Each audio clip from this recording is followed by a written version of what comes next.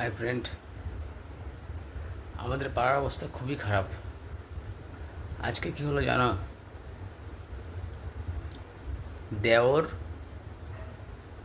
বৌদিকে মানে মিস্ত্রি মিস্ত্রি ভাষায় গালাগালি মারার মতো অবস্থা, এরকম একটা সিচুয়েশন তৈরি করছে।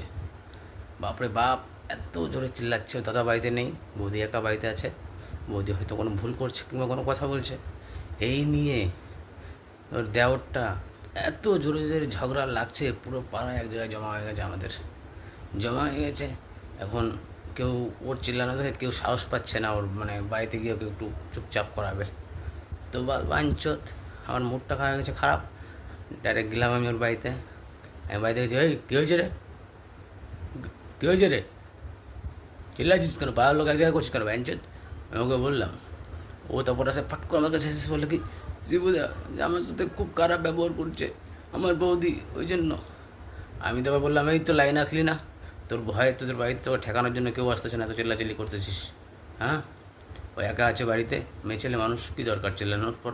তোর দাদা থাকতো বাড়িতে, তোর দাদার সাথে সামনাসামনি বলতে আলাদা ব্যাপার ছিল, কী ঘটতে কী ঘটবে পাঞ্চায়েত বুঝিস না।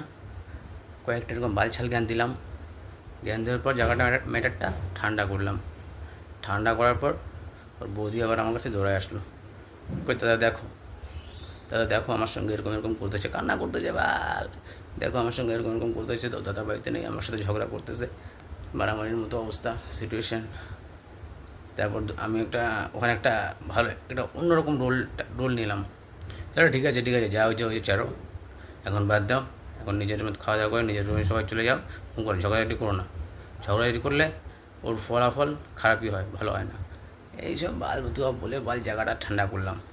তারপর পাড়ার লোক সবাই আমাকে বললো, বাহ শিবু, আমরা তো ভয়ে যেতে পারছিলাম না ওর বাড়িতে, আর তুই গিয়ে কেসটা মেটাই দিলি। আমি বললাম, এটাকেই রে ভাই, সবার দ্বারা সব সম্ভব না রে ভাই, এটাই বললাম আর কি।